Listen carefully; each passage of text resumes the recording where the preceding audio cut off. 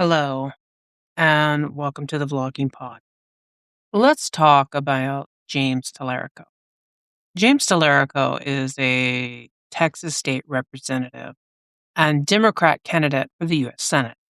He has built a national following for confronting Christian nationalists directly, often using faith based language and scripture to challenge the way religion is used in politics.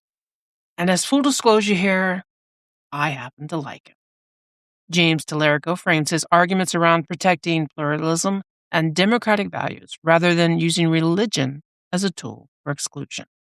Now, when we talk about James Talarico, we must also bring up the point about Stephen Colbert.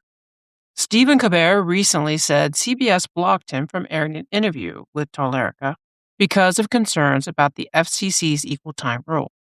Colbert stated on air that network lawyers warned airing the interview on broadcast television could trigger equal time obligations, meaning CBS might have to provide comparable airtime opposing candidates.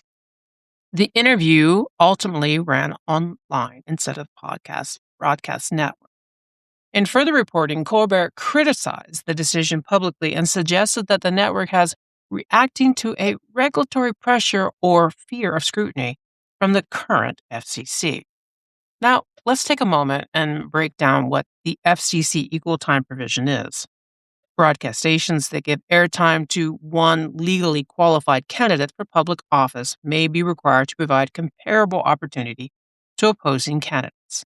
The rule exists because broadcast networks use public airways licensed by the federal government. However, historically, there have been exemptions for bona fide news programming and interviews. That exemption is important because talk shows and late night programs have often operated under that understanding. The tension in this case appears to revolve around whether those formats are being viewed directly under the FCC's current posture. The FCC was designed to regulate the public airwaves in public interest, managing licensing, preventing monopolization of broadcast frequencies, and ensuring fairness in political advertising.